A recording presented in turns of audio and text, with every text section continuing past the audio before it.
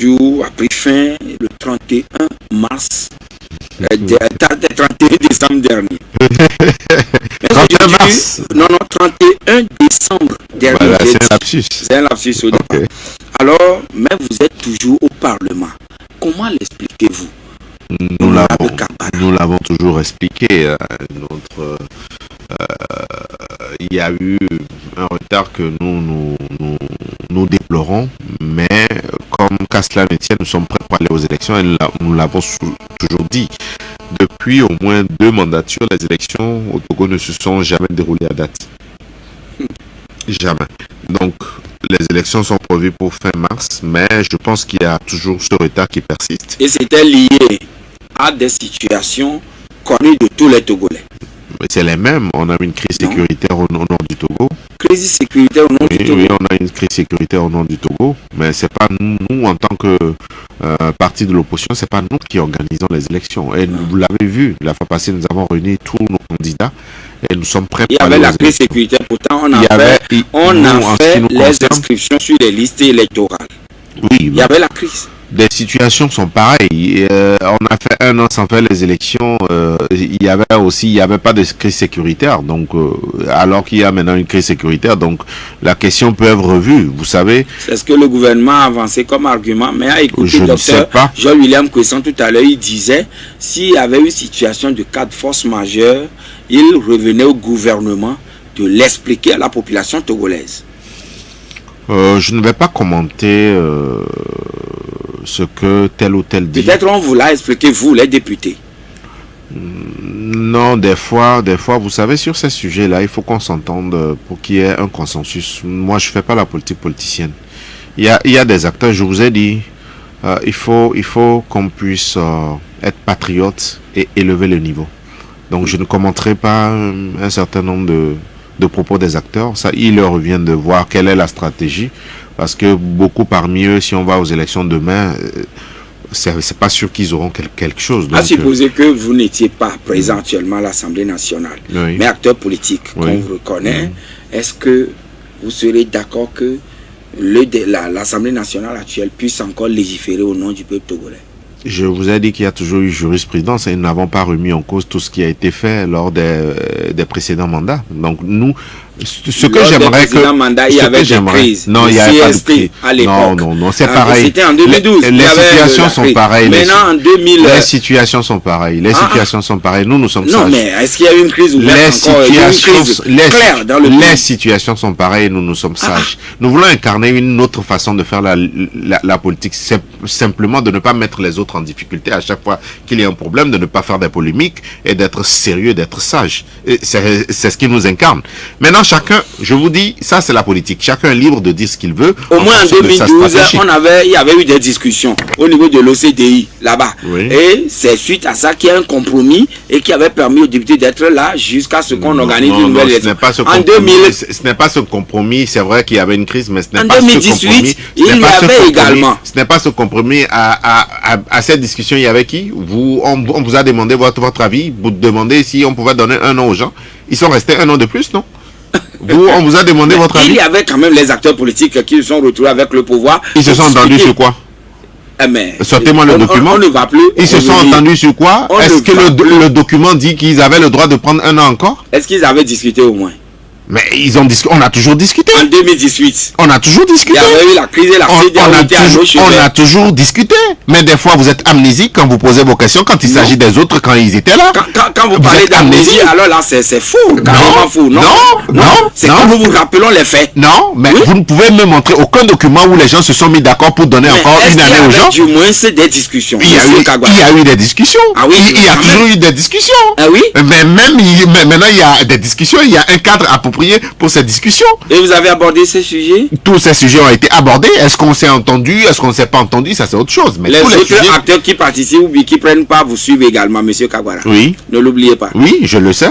Nous marquons la pause. Il y a toujours eu des discussions, c'est ce que j'aimerais vous rappeler. Maintenant, ce que les gens se sont dit, à aucun moment, quand vous citez ces événements de 2012 ou bien de à 2000, aucun moment, il n'y a eu aucun document qui a dit que les acteurs ont eu un consensus sur la période des élections ou qui sont tombés d'accord pour accorder un délai. Mais est-ce qu'il y a eu une crise actuellement?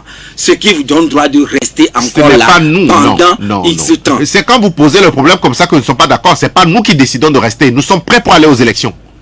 Nous marquons la pause et on revient dans quelques minutes.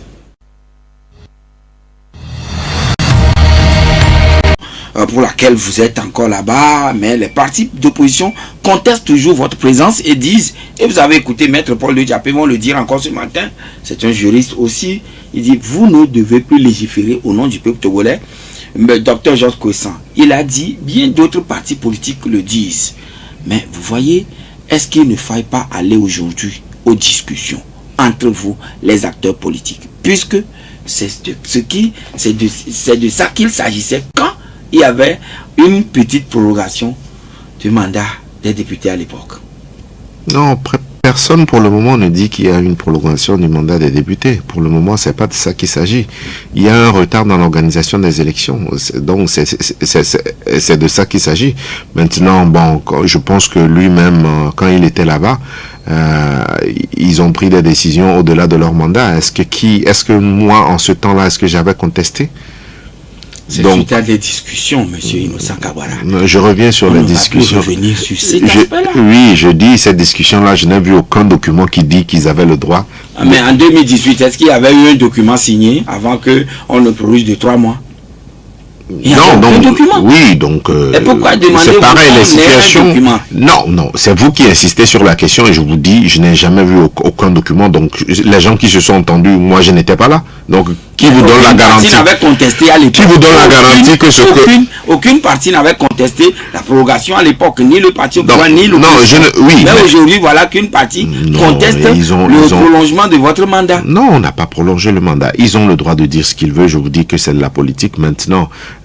C'est pas moi, je ne suis pas au gouvernement, je suis pas chef de l'État, je suis pas Premier ministre. Maintenant, il revient à que si vous voulez qu'il y ait une discussion, il faut demander au gouvernement. Mais moi, je vous ai toujours dit que nous avons un cadre de discussion qui est le CPC. Donc, c'est au niveau de ce cadre-là, peut-être qu'il faut discuter pour voir est-ce que l'organisation des élections, comment ça va se faire, tout ça là. Bon, on a eu des discussions, mais est-ce qu'on s'est entendu? Je ne sais pas. Donc, maintenant que certains acteurs disent ça les regarde, ça fait partie de leur stratégie. Maintenant, moi, je crois que ce qui est intéressant, important pour moi, c'est de vous parler de mon parti. Et nous sommes prêts pour aller aux élections. C'est pas nous étions prêts depuis le mois de décembre. Ce déroulement avoir lieu d'ici fin mars, comme annoncé par le gouvernement sur instruction du chef de l'État. C'est pas à moi de répondre à ces questions. Normalement, c'est non, c'est à la CENI et au gouvernement de vous répondre. Nous, en tant que parti politique, nous nous organisons et nous n'allons pas nous laisser distraire. Nous n'allons pas nous laisser distraire et à la dernière minute, nous allons courir dans tous les sens pour ne rien avoir, puisque nous allons avoir 10 députés. Donc nous sommes apprêtés, nos candidatures sont prêtes, nous sommes en train de définir notre stratégie pour aller sur le terrain. Donc nous serons prêts pour aller aux élections en fin mars. Maintenant, est-ce que les élections vont tenir? Est-ce que les élections... Ceux-là qui estiment qu'il faut reporter, que d'ici fin mars, ça ne pourra pas se tenir. Nous, personnellement, ça ne nous dérange pas. Que ce soit en fin mars, que ce soit après, je vous dis que nous sommes prêts. Nous sommes un parti responsable. Nous avons un discours de patriotes. C'est ça la différence entre beaucoup et nous. Nous sommes des patriotes. Voilà la différence. Et donc, vous avez déjà présenté vos candidats? Nous les avons réunis, disons que les dossiers ont été déjà prêtés, nous les avons réunis. Il y a quelques ajustements parce que vous n'êtes pas sans savoir qu'il y aura d'autres circoncisions puisque au lieu de 91 sièges, nous sommes passés à 113. Donc il y a quelques réajustements qu'il faut faire pour les candidatures. Avez-vous déjà une idée sur les répartitions? Non, pas encore, mais ça ne saurait tarder. Mais les députés à l'Assemblée nationale n'ont aucune idée sur ce fameux décret qui doit répartir ou dispatcher. Soyez patient. 92 02 80 63 99 70 70 90 pour participer au débat. Mais d'aucuns estiment qu'il faut peut-être repousser l'élection jusqu'en 2025 pour aller maintenant aux élections générales. Donc ça veut dire qu'il faut changer la constitution. Et moi je l'ai toujours dit. Je suis pour qu'on change ce système partisan. Moi par exemple, qu'est-ce que je veux changer dans la constitution? Il y a deux ou trois choses. Que le rôle du chef canton soit clairement défini et que son immunité soit levée quand il fait des bêtises dans son canton. Deuxième chose, que la responsabilité des ministres soit engagée devant le Parlement sans qu'il n'y ait une motion de censure du gouvernement. Voilà. Donc moi, c'est des choses que je veux changer dans le gouvernement. Et pour aller aux élections générales, il faut arrimer les mandats. Ça veut dire que tous les mandats doivent faire 5 ans ou 6 ans ou je ne sais quoi. Donc il faut faire en sorte pour qu'on puisse écourter un mandat ou qu'on puisse rallonger. Mais dans le cas d'espèce, ce que vous êtes en train de dire, qu'on puisse rallonger pour qu'on puisse avoir des élections générales en 2025. Mais là, il faut peut-être une discussion avec l'ensemble de la classe politique. Et donc, faites-vous partie du groupe des députés qui a envoyé un projet de loi portant il faut soit mettre tous les mandats sur le même pied d'égalité ou carrément même partie de 5 ans pour aller à 7 ans. Il y a beaucoup d'acteurs politiques qui demandent qu'on change la constitution pour que nous puissions aller aux élections générales en 2025. Moi, je vous ai dit que ça ne me dérange pas et nous ferons partie de toutes les initiatives qui visent à ce qu'on puisse revoir la constitution, qu'on puisse arrimer les mandats et qu'on puisse aller à une élection générale en touchant quelques aspects de la constitution que je vous ai cités, en engageant dorénavant la responsabilité d'un ministre devant le Parlement, sans qu'il n'y ait besoin d'avoir une motion de censure contre le gouvernement. Faites-vous partie du groupe des députés qui ont déposé un projet ou une proposition de loi? Je vous ai déjà répondu en disant que je m'associerai à toutes les initiatives tenant à changer ce système partisan. Et je l'ai toujours dit depuis que je suis rentré en politique, ce système qu'on a hérité depuis les indépendances, il faut modifier cette constitution. Et la proposition phare, selon des indiscrétions, c'est que vous voudrez que le mandat du chef de l'État soit maintenant de 7 ans. Non, moi je vous avez dit dans ce groupe qui a fait la proposition. Je ne suis pas au courant de ça, mais tout ce que je vous explique, c'est qu'il y a des problèmes au niveau de la constitution qu'il faut modifier. Donc, toute initiative tendant à aller dans ce sens-là, à revoir, moi je vous ai dit, ce qui est important pour moi, c'est le rôle du chef canton, c'est peut-être engager la responsabilité du ministre devant le gouvernement qui vient s'expliquer, sans qu'on ait besoin de faire une motion. Donc ça fait partie aussi, tous ceux dont vous parlez là, font partie aussi de la proposition de loi que vous avez déposée? Non, je vous explique. Je vous explique que voilà ce que, s'il doit y avoir une réforme constitutionnelle, voilà ce que nous pensons qu'il faut modifier. Maintenant, quant à ce qui concerne les mandats, maintenant, attendez que la proposition non, ça a une forme, ça a un processus.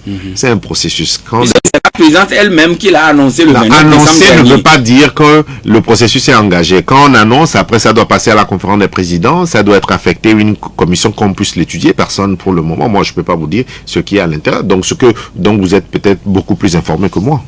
Nous accueillons Pelé. Bonjour Pelé. Oui. Comment allez-vous Pelé? Oui, bonjour. Oui, bonjour. Bon, tout à l'heure, vous dites qu'en 2018, quand il y avait la discussion, on avait dit qu'il faut changer la Cour constitutionnelle. Jusqu'à présent, la Cour constitutionnelle n'a pas été changée. Qu'on a fait 2 élections. Ouais. C'est-à-dire le régime perpétué ne respecte jamais. Quand il y a un dialogue de besoin, il ne respecte jamais les décisions.